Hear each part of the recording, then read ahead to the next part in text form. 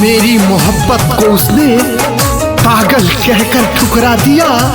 मेरी मोहब्बत को उसने पागल कहकर ठुकरा दिया।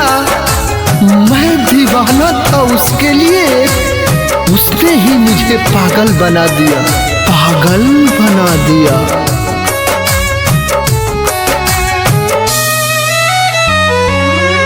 तोहरा बहिया में दम टूट जाए सना हो,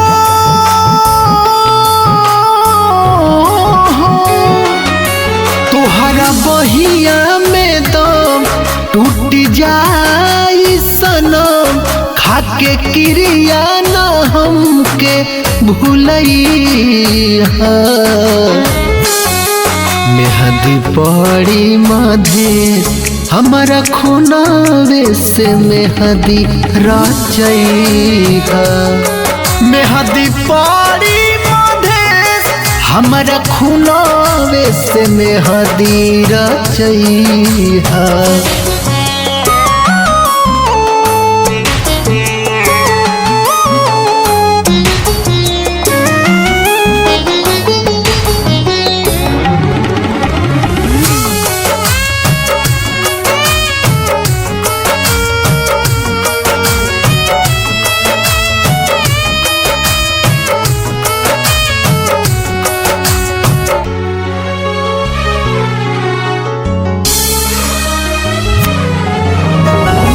मोहब्बत में माहुर पियावल न जाला। हंसा के केहू के रोवल न जाला। मोहब्बत में माहुर पियावल न जाला। हंसा के केहू के रोवल न जाला। दर्द हद से बढ़ी जान पे पड़ी हो।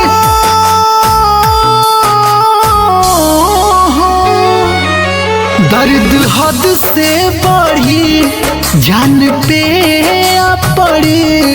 जौनी हमारा से दामन छोड़ई।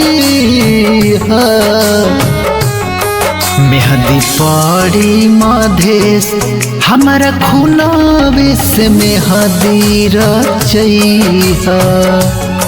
मेहंदी पड़ी मधेश हमारा खूनावे से मेहंदी रचैहा।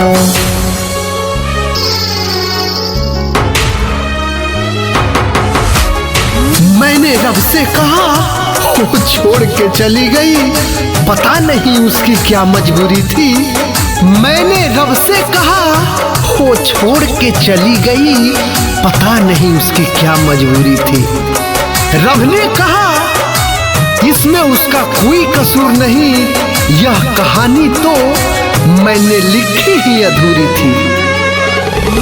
कोटी तन्हाई में कह कैसे रात हो।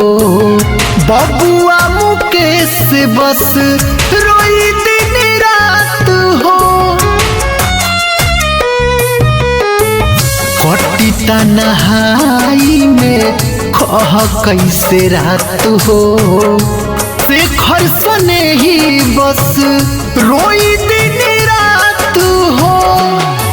कह कैसे रितेश इहो सही है कलेश हो।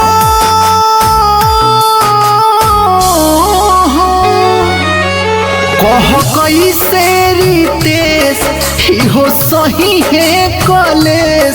जनी बदरा में चांद छुप जइहा।